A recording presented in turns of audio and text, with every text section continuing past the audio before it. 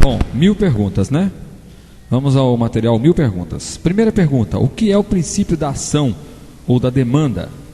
Respondendo: é o princípio pelo qual o Poder Judiciário somente se pronuncia por provocação da parte. Non preceda iudex ex officio. Ne preceda, não se procede o júri de ofício, né? 2. Citar 5 exceções ao princípio da ação em que o juiz está expressamente autorizado a prestar a tutela judicial sem ser demandado pelas partes. Resposta: o juiz pode agir por iniciativa própria em matérias tais como a incapacidade processual, a incompetência absoluta, a prescrição de direitos não patrimoniais, a abertura de inventário, a arrecadação de bens dos ausentes. Resposta 3. Quais são as chamadas condições da ação? Resposta: as condições da ação são interesse de agir, legitimidade para a causa, possibilidade jurídica do pedido. PIU. Interesse de agir, legitimidade da causa. Ao contrário, pode ser possibilidade jurídica do pedido. P. Interesse de agir e legitimidade são as condições da ação. Interesse de agir. Resposta: interesse de agir é a necessidade que tem a parte de recorrer ao Poder Judiciário para sanar o prejuízo que teve ou afastar ameaça ou lesão ao seu direito. 5. O que é legitimidade para a causa? Legitimidade para a causa, legitimatio ad causam, é a qualidade que deve ter a parte para agir juridicamente, seja como autor, seja como réu no processo. 6. Em que difere a legitimidade para a causa da legitimidade para o processo? Resposta: alguém pode ter direitos, tendo, portanto, legitimidade para a causa, mas não poder deles dispor, como os interditos menores, etc. Ele não poderá propor nem contestar a ação, sendo pessoas incapazes para a vida civil, devem ser, conforme o caso, assistidas, representadas ou autorizadas a ingressar em juízo. 7. O que é possibilidade jurídica do pedido? Possibilidade jurídica do pedido é a existência da previsão legal ou ausência de proibição para a demanda formulada ao Poder Judiciário, pelo menos em tese. Se o credor pleitear que o devedor lhe pague a dívida mediante trabalho escravo, por exemplo, ter-se o pedido juridicamente impossível, já que o trabalho escravo é vedado. A possibilidade jurídica do pedido é que ela conste legalmente, ela pode ser feita de acordo com as leis. Se o juiz verificar pelo exame da petição inicial que alguma das condições da ação não está satisfeita, qual será o seu procedimento? Deverá julgar extinto o processo sem julgamento do mérito, artigo 267, inciso 6, ou então indeferirá a petição inicial, artigo 295, 2 e 3, devido à ocorrência da chamada carência de ação. Manda-se também reformar a ação, né? Hoje o juiz manda refazer a ação. 9. Qual o momento processual adequado para a parte arguir a carência da ação? Na contestação em preliminares, artigo 301. 10. Caso a parte silencie sobre a falta de alguma das condições da ação, ocorrerá a preclusão. Ocorrerá? Não ocorrerá a preclusão, porque a matéria é de origem pública, passível de ser apreciada a qualquer tempo e em qualquer grau de jurisdição, mesmo de ofício. 267, parágrafo 3º. 11. Arguir como preliminar que um marceneiro que intermediou a venda de um imóvel não é corretor de imóveis, como se chama este argumento? Ilegitimidade da parte. Ele não é legítimo, né? 12. Quanto ao tipo de sentença que se deseja obter, quais são os tipos de ação? Declaratória, constitutiva e condenatória. Declara um direito, constitui um direito ou condena alguém ao seu por não ter direito. 13. A quem o juiz poderá dar curador especial? Ao incapaz que não tiver representante legal, ou se aos interesses do representante legal colidirem com o incapaz. Ao réu preso, ao revel citado por edital ou com hora certa. 14. Citar 3 tipos de ações para cuja propositura é indispensável o consentimento do cônjuge. Resposta: ações que versem sobre direitos reais imobiliários relativas a fatos que dizem respeito a ambos os cônjuges, e ações possessórias no caso de composse ou de ato praticado por ambos. Então, direitos imobiliários ou direito relativo aos dois, ou mesmo composse, direito praticado por ambos. 15. O que pode fazer o marido cuja esposa se recusa a dar-lhe o consentimento para a propor-ação? Deve pedir ao juiz o cumprimento da outorga uxória, demonstrando que a recusa se deve a motivo injusto ou que é impossível ao cônjuge dá-la. outorga uxória. 16. Por quem deve-se pedir ao juiz a outorga uxória? O juiz outorga sozinho. Por quem são representados em juízo a União, o município, a massa falida, o espólio, o condomínio? Respectivamente pelos seus procuradores, pelo prefeito ou procurador, pelo síndico, pelo inventariante, administrador ou síndico. 17. O que é litigante de má-fé?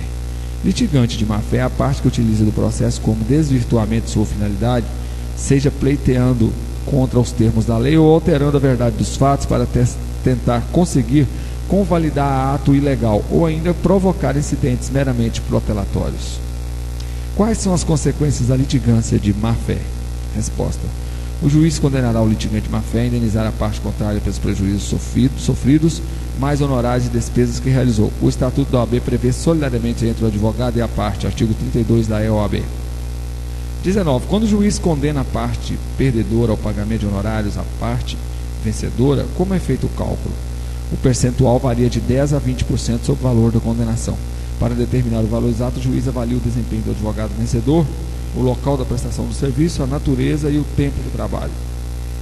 20. Se o autor não pedir na inicial a condenação do réu em honorários, em caso de perda de demanda, ficará o réu dispensado do ônus da sucumbência. Não. A súmula 256 do STF dispensou a obrigatoriedade do pedido expresso de condenação do réu em honorários. Perdendo a demanda, de qualquer modo, arcará o réu com o ônus da sucumbência. Citar 6 exemplos de situações em que se dispensa a intervenção do advogado. No habeas corpus, na inexistência ou ausência de advogado na sede do juízo, a desconfiança da parte em relação aos advogados na sede do juízo, a habilitação de crédito em falência, a retificação do registro civil, ações até o valor de 20 salários mínimos ajuizados nos juizados especiais civis e criminais. Bom, 22. Poderá o advogado ingressar em juízo sem procuração do seu cliente? Via de regra, não poderá fazê-lo. Mas, para praticar atos urgentes ou para evitar a prescrição ou decadência de um direito, está autorizado, obrigando-se a apresentar a procuração nos 15 dias subsequentes, prorrogáveis por mais 15 dias a critério do juiz. Até 30 dias, né? 23. O que é substituição processual? Substituição processual é a demanda em nome próprio sob direito alheio, permitindo por texto legal expresso, também chamada de legitimação extraordinária. Exemplo: demanda proposta pelo procurador de um incapaz para pleitear o pagamento de aluguéis devido por terceiros ao curatelado. 24. O que é a representação processual? Representação processual é a demanda em nome alheio sob direito alheio. Exemplo: pais que representam filho em juízos ou fora dele. Essa é a representação processual. 25. O que é sucessão processual? Sucessão processual é a entrada no processo do espólio dos herdeiros em virtude do falecimento da parte. 26. Em que momento deve ser alegada a incapacidade processual do autor e de sua representação irregular? Deve ser alegada pelo réu na contestação em preliminar. 27. O que deve fazer o advogado que tenciona abandonar a causa? Deve cientificar o cliente de modo inequívoco sobre sua intenção. Deve ainda continuar a representar o cliente durante os 10 dias seguintes para evitar que este sofra prejuízos. 28. O que é litisconsórcio? Litisconsórcio é a existência de duas ou mais pessoas no polo ativo ou no polo passivo de uma ação, isto é, há mais de um autor ou mais de um réu. Ocorre em casos de comunhão de interesses, conexão de causas ou afinidade de questões. 29. De que espécies pode ser o litisconsórcio? Conforme os polos em que estejam as partes na ação. Conforme os polos que estejam as partes, o litisconsórcio pode ser ativo, pluralidade de autores, passivo, pluralidade de réus, ou misto, pluralidade de autores e de réus. Litisconsórcio misto. 30. O que é litisconsórcio facultativo e litisconsórcio necessário? Facultativo pode ser adotado de modo voluntário pelas partes, necessário para propor ou contestar a ação. Será obrigatória a formação do litisconsórcio, seja em razão de disposição legal, seja em razão da natureza da relação jurídica. 31. O que é litisconsórcio simples e litisconsórcio unitário? Simples, a decisão pode ser diversa para cada um dos litisconsortes. Unitários, a decisão deverá obrigatoriamente ser a mesma para todos os litisconsortes. 32. Quais os tipos de intervenção de terceiros no processo? Resposta: os tipos de intervenção de terceiros no processo são assistência, oposição, nomeação, autoria, denunciação da lide e chamamento ao processo. 33. O que é assistência? Assistência é a entrada do terceiro no processo que tem interesse jurídico na vitória de um dos litigantes sobre a questão. Não basta mero interesse econômico, colocando-se ao lado do autor ou do réu para auxiliá-lo. Podem ser simples, o direito de assistente não está diretamente envolvido no processo, exemplo, fiador, que intervém em auxílio do devedor, ou litisconsórcio, ou litisconsorcial, a sentença deverá ser uniforme, envolvendo também o direito do assistente, exemplo, condômino em coisa indivisa, que intervém em auxílio de outro condômino. 34. O que é assistência simples? Assistência simples é a modalidade de intervenção de terceiros no processo, que demonstra interesse jurídico na causa, em processo pendente entre outras partes, para auxiliar uma delas. 35. O que é assistência qualificada ou litisconsorcial? Resposta: assistência qualificada ou litisconsorcial é a entrada de terceiro titular da relação jurídica como o adversário do assistido, com o adversário do assistido, o que ingressa na demanda porque esta relação jurídica será atingida pela sentença do mérito, seguradora, por exemplo. 36. O que é oposição? Exemplo, oposição é a modalidade de intervenção de terceiros no processo para excluir uma ou ambas as partes e para pleitear para si no todo ou em parte a coisa ou direito discutido no processo. Exemplo, A move a ação de cobrança contra B. C intervém como oponente alegando que o crédito é seu e não de A. 37. Em que momento deverá ser oferecida a oposição? Resposta: a oposição poderá ser oferecida em qualquer momento anterior à prolação da sentença. 38. Como se dá o processamento da oposição? Resposta: se oferecida antes da audiência, será apensada aos autos principais, correndo simultaneamente com a ação. Se oferecida após iniciada a audiência, seguirá o rito ordinário, a verdadeira ação. Sem prejuízo da causa principal, a oposição será apreciada em primeiro lugar. 39. Quando ocorre nomeação à autoria? Exemplo, nomeação à autoria. Ocorre quando proposta demanda sobre uma coisa, o réu alegar que não possui nome próprio nem nome alheio, mas em nome alheio, indicando o proprietário ou possuidor contra quem deveria dirigir-se a ação. É procedimento destinado à correção do polo passivo da relação jurídico-processual. Exemplo, A, inquilino, é acionado pela prefeitura para demolir parte do prédio que não lhe pertence. Deve então nomear B, proprietário, a autoria, que é o verdadeiro demandado. Olha, não é comigo isso aí que resolve, é o dono, né? Nomeação autoria. 40. Como se dá o processamento da nomeação autoria? O réu requererá a nomeação no prazo para a defesa, o processo fica suspenso, devendo ser o autor ouvido em 5 dias. Ouvido de mão cheia, né? 41. O que é denunciação à lide? Exemplo, denunciação à lide é a citação de terceiro que o autor ou o réu consideram como garante de seu direito. No caso de perderem a demanda, chamamento à garantia, o terceiro só pode ser condenado em relação ao denunciante. A não denuncia, acarreta a perda do direito de regresso. A não denunciação, aliás, acarreta a perda do direito de regresso. Não cabe na execução, o denunciado assume no processo a posição de assistente simples do denunciante. 42. Como se amplia o processo no caso de denunciação à lide? Amplia-se objetiva e subjetivamente. Objetivamente porque se insere uma demanda implícita do denunciante contra o denunciado, de indenização por perdas e danos, e subjetivamente porque o denunciado ingressa na lide do lado do autor ou do lado do réu, conforme seu interesse. 43. Se o causador de um acidente de automóvel, réu em processo movido pela vítima, não desejar pagar porque tem seguro, o que deve fazer? Deve denunciar a seguradora à lide. 44. O denunciado entra com parte ou com um assistente? O denunciado entra como assistente simples. 45. São petições em separados ou no mesmo processo? São petições separadas no mesmo processo? São no mesmo processo. Qual o ato processual que deve ser praticado para que o denunciado venha à lide? A citação. Cita ele que ele vai vir para a lide. 47. O denunciado é intimado ou citado para vir ao processo? É citado. 48. Se o juiz condena o denunciado a indenizar, como será afetado o réu? A responsabilidade do denunciado é somente frente ao denunciante. 49. O que conterá a sentença no caso da denunciação da lide? Julgamento do mérito, se procedente à ação, a sentença deverá declarar, conforme o caso, o direito do evicto ou a responsabilidade por perdas e danos a sentença valerá como título executivo judicial. 50. O que é chamamento ao processo? Chamamento ao processo é a modalidade de intervenção de terceiro no processo pelo qual o devedor citado como réu pede a citação também de outro coabrigado, a fim de que se decida no processo a responsabilidade de todos. Não é só eu que devo, ele também deve. Somos sócios aqui. 51. Em que casos o réu pode chamar o terceiro ao processo? Quando o réu fizer parte de uma relação jurídica e na qualidade de fiador ou for um dos devedores. 52. Quem pode ser chamado ao processo? O devedor, os devedores solidários ou outros fiadores. 53. O que conterá a sentença no caso de chamamento ao processo? Julgamento do mérito de procedente à ação. A sentença condenará os devedores ao pagamento. Valerá como título extrajudicial executivo em favor daquele que satisfizer a dívida. 54. Quais os casos de intervenção obrigatória do Ministério Público?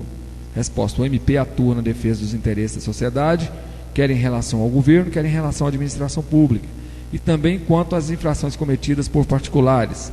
É órgão que não pertence a nenhum dos poderes. 55. Em que situação o MP atua no processo civil? Pode atuar como agente, mandatário, substituto processual ou como interveniente, ou fiscal da lei, custo legis. Representa os interesses da sociedade, interesses públicos, e atua nos casos previstos em lei, como, por exemplo, nas causas em que há interesse de incapazes, nas causas relativas ao estado da pessoa, o pátrio poder, a tutela, curatela, interdição, casamento, etc. 56. O que é jurisdição? Jurisdição é o poder-dever do Estado que detém de fazer a justiça. É a função exercida por meio de um juiz de direito ou de um tribunal dentro do processo para solucionar litígios pelas vias legais. O Estado substitui as partes, pois ninguém pode fazer justiça com as próprias mãos. 57. O que é competência? Resposta: teoricamente, qualquer juiz poderia em qualquer lugar aplicar o direito e resolver litígios. No entanto, pela especificidade das questões tratadas, da localidade de bens e pessoas, é necessário limitar-se à jurisdição. A competência é, pois, a delimitação ou a medida de jurisdição. Quais os critérios para a determinação da competência? Resposta: critérios objetivos em razão da matéria, das pessoas e do valor da causa. Critérios territoriais, pelo domicílio das partes, de situação da coisa, pelo lugar de certo, atos ou fatos, e critério funcional, conforme as regras de organização jurídica. O crime foi cometido no Espírito Santo, na divisa de Minas, mas dentro do território de Afonso Cláudio, a competência do juiz de Afonso Cláudio. Passou a fronteira, praticar a competência do juiz de Minas, se do lugar, né? Territorial. O valor da causa, até 60 salários mínimos, ali na justiça rápida, né? Acima disso, ordinário e tal, e vai. Em que momento é fixada a competência? Aliás, quando é absoluta a competência? A competência é absoluta quando fixada em razão da matéria, ratione materiae, da pessoa, ratione personae, ou da função, competência funcional. Então, quando é absoluta a competência absoluta quando fixada em razão da matéria, de pessoa ou da função. Em que momento é fixada a competência? No momento da propositura da ação. Quais os casos em que pode ocorrer a alteração de competência após a propositura da ação? Bom, quando houver supressão do órgão judiciário ou quando for alterada a competência para julgar em razão da matéria ou da hierarquia. Bom, 60, né? 60. Em que momento é fixada a competência? No momento da propositura da ação. Quais os casos em que pode ocorrer alteração na competência após a propositura da ação? Quando houver supressão do órgão judiciário ou quando for alterada a competência para julgar em razão da matéria ou da hierarquia. 62. Quando é relativa à competência e de que modo deve ser arguída?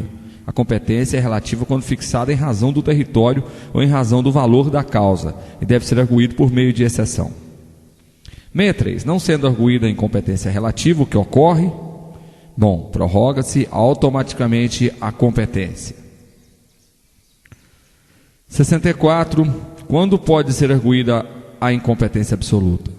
Pode ser arguída a qualquer tempo e grau de jurisdição antes de ocorrer a coisa julgada.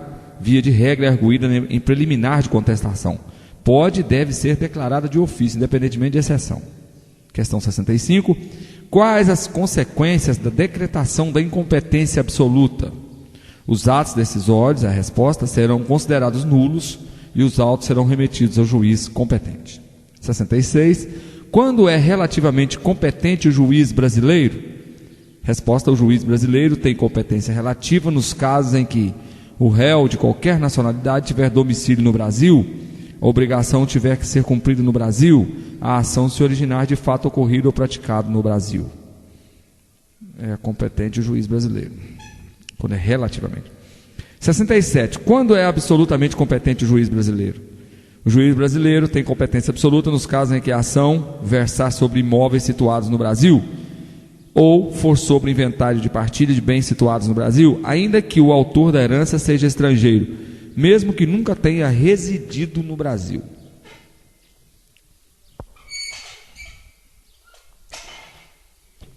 Bom, ficar de um jeito melhor aqui, né?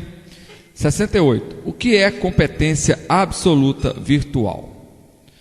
A competência absoluta virtual é aquela que poderá surgir após a propositura da ação, passando de competência relativa para absoluta, desprezando-se a aparência inicial. Ocorre nos chamados juízos universais, como os da falência, da insolvência civil e da sucessão. 69. Qual foro competente para propor ação contra réu incapaz? É do domicílio do representante do incapaz, né? Domicílio do tutor ou do curador. 70. Qual o foro competente para julgar as ações que for... Tutor, né? Curador, aliás, né? Nesse caso aqui. Qual o foro competente para julgar as ações em que for autora a União? Na seção judiciária em que tiver domicílio o réu. 71. Onde poderão ser aforadas as causas intentadas contra a União? Poderão ser aforadas na seção judiciária onde for domiciliado o autor, ou no que houver ocorrido o ato ou fato que deu origem à demanda e onde esteja situada a coisa, ou ainda em Distrito Federal. Ou ainda lá no Distrito Federal. 72. O que são ações conexas? Ações conexas são aquelas que representam em comum objeto ou a causa de pedir. 73. Dar exemplos de ações conexas. Ação de alimentos e ação de investigação de paternidade, de despejo e consignatória de aluguéis, de divórcio e de separação judicial, de uso capião e reivindicatória. Estão conexas. 74. O que é continência entre duas ou mais ações? Continência entre duas ou mais ações é a existência de todas nas mesmas partes e da mesma causa de pedir, mas o objeto de uma, por ser mais amplo, abrange o da outra, né? 75. O que sucede quando ocorre conexão ou continência entre duas ou mais ações? O juiz de ofício, a requerimento de qualquer das partes, poderá ordenar a reunião das ações propostas em separado, decidindo simultaneamente sobre todas. 76. O que é prevenção de juízo?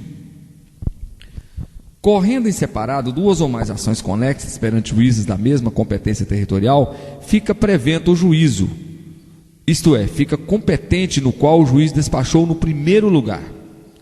77. Em que situação podem as partes convencionar sobre o foro competente para julgar uma ação entre elas? Bom, o acordo, que deve constar de documento escrito aludido ao negócio jurídico celebrado entre as partes, poderá dispor sobre modificação da competência original em função do valor e do território, elegendo foro, nunca, porém, em razão da matéria ou da hierarquia. 78. O que é conflito de competência? Conflito de competência é o fenômeno que ocorre quando dois ou mais juízes se declaram competentes para julgar o feito. Conflito positivo. B. Se declaram competentes para julgar o feito. Conflito negativo. Incompetência é conflito negativo. Competente. Todos os dois acham que é competente, é conflito positivo. Todos os dois acham que não é competente, conflito negativo. Controvertem acerca da reunião ou da separação dos processos. Isso é conflito de competência. 79. Quem pode ressuscitar o conflito de competência? Qualquer das partes, desde que não tenha oferecido exceção de incompetência. O Ministério Público e o juiz podem suscitar o conflito de competência. 80. De qual forma será suscitado o conflito de competência ao presidente do tribunal? pelo juiz por petições, pela parte, pelo MP por petição. Ambos devem ser instruídos com os documentos necessários à prova do conflito. Tem que mandar a petição para lá, mas tem que provar que tem o conflito. Tem que ser instruído com as provas. 81. O que é conflito de atribuição e como se regula a controvérsia? Bom, o conflito de atribuição é aquele que ocorre entre a autoridade administrativa e a autoridade judicial, quando esta última está administrando e não julgando. Resolve-se pelas normas constantes dos regimentos internos dos tribunais. O Conselho Nacional de Justiça diz que não pode contratar, o juiz diz que pode. Certo? Seria o conflito de atribuição onde regula a controvérsia. 82. Existindo lacuna ou obscuridade na lei, como deverá o juiz julgar? Ele pode eximir-se de proferir uma sentença?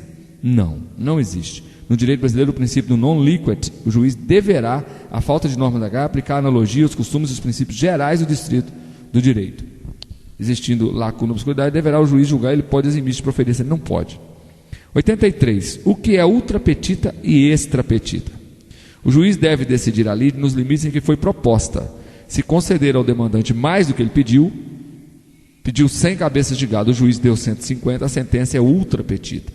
Se conceder ao demandante algo diverso do que foi pedido, pediu 100 cabeças de gado, e o juiz concedeu 100 cabeças e mais de 1.000 quilos de ração, a sentença será extrapetita. Em qualquer dos casos, a decisão é nula. Se o que pediu foi dado em maior número, maior quantidade, é ultrapetita. Se foi dado aquilo e mais alguma coisa, tem um extra aí, extrapetita. O que é prova? Prova é qualquer meio destinado a demonstrar a veracidade do fato ou de alegação. Quais os fatos que não dependem de prova? Os notórios, os afirmados por uma parte, confessados pela parte contrária, os admitidos no processo como incontroversos, em cujo favor milita a presunção legal absoluta de existência ou de veracidade. É o juris et de jure. Juris et de jure. 86. Quais os meios de provas usuais? Bom, prova testemunhal, documental, declaração das partes, vistorias, perícias e inspeção judicial. 87. Quais as provas não admitem em juízo? Bom, as ilegais, as obtidas por meio ilegais e fraudulentos, as imorais, a confissão em juízo de fatos relativos a direitos indisponíveis. 88. Quem pode indicar os meios de prova? As partes e o Ministério Público, quando couber. O juiz definirá ou não as provas indicadas. O juiz também poderá determinar de ofício as provas que desejar para a instrução do processo. 89. Como serão valoradas as provas? O juiz segue o princípio do convencimento racional, isto é, ele é livre para apreciar as provas, mas não o fará de modo arbitrário, uma vez que deverá fundamentar a sentença entre os fatos e as circunstâncias do processo. 90. Citar algumas hipóteses de que o juiz não poderá julgar a causa. Resposta: quando for parte, quando prestou depoimento como testemunha, quando for cônjuge, parente, consanguíneo a fim de outra parte, de linha reta ou na colateral até o 3º grau. Aí ele, em hipótese alguma, o juiz poderá julgar a causa. 91. O que é impedimento e suspeição relativa ao juiz? É a ocorrência de fatos ou circunstâncias que podem afetar a imagem de imparcialidade do juiz. 92. Diferenças entre impedimento e suspeição. Bom, a doutrina considera o impedimento mais grave do que a suspeição. Enquanto o impedimento consiste em vício insanável, objeto e de ordem pública, arguível por meio de preliminar à contestação, a suspeição consiste em matéria de cunho meramente subjetivo, arguível por meio de exceção, formulada em peça autônoma. O impedimento não pode ser conhecido de ofício a qualquer tempo, enquanto que a suspeição deve ser alegada pela parte. Não arguindo suspeição dentro do prazo legal, haverá preclusão, o que não ocorre com o impedimento finalmente. Sentença prolatada por juiz impedindo a transitada e julgada pode ser rescindida, o que não é possível se o juiz era meramente suspeito. Então, sentença pode ser modificada no caso de impedimento, e de suspeição não pode. 93. O impedimento e a suspeição aplicam-se também ao advogado e ao Ministério Público.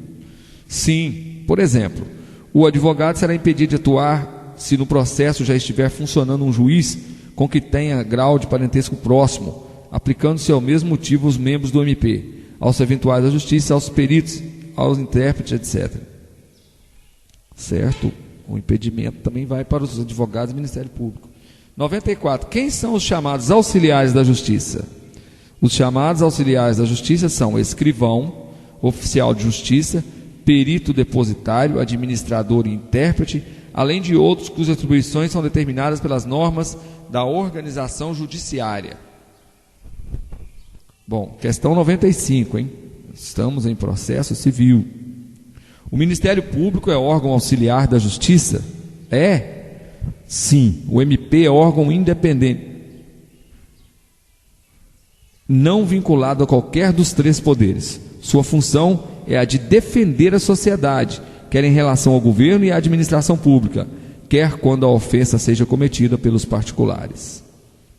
O Ministério Público é órgão auxiliar da Justiça. O MP é órgão independente, né? Bom, 96. Quando deve ser designado perito?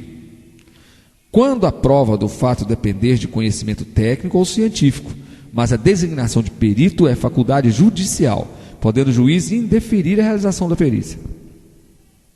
97. Como se realiza o depoimento do surdo-mudo? Se o surdo-mudo souber ler e escrever, escreverá as respostas. Se não souber, o juiz designará intérprete para traduzir a linguagem de sinais. Se ele puder escrever, ele escreve. Se não puder, alguém faz ali a interpretação da linguagem de sinais. 98. O que significa o princípio da instrumentalidade das formas? Significa que, exceto quando a lei obrigar expressamente que um ato deva ser praticado de forma determinada, quaisquer atos e termos processuais sejam reputados válidos, ainda que realizados de modo diverso, desde que preencham sua finalidade essencial. 99. O processo é de ordem pública quando, no entanto, ocorreram os processos em segredo de justiça. Não, não é assim. Repetindo isso aqui. O processo é de ordem pública quando, no entanto, correrão os processos em segredo de justiça. Quando é que correrão? Pergunta mal feita, né? Resposta: quando o interesse público o exigir. Aqueles que dizem respeito a casamento, filiação, separação judicial, conversão deste divórcio, alimentos e guarda de menores. O cara tem um filho fora do casamento e não quer que as pessoas saibam, e aí ele tinha interesse, e a justiça também não atrapalhar o casamento dele, mas sim resolver a situação do filho. Artigo 100. Quem pode consultar os autos? Somente as partes e seus procuradores, mas terceiros, desde que demonstrem interesse jurídico no processo, podem requerer ao juiz certidões. Caiu na ordem isso aí, hein? Podem requerer certidões ao juiz, nesse caso aí, de segredo de justiça. Bom, nós seguimos na próxima gravação a partir do 101.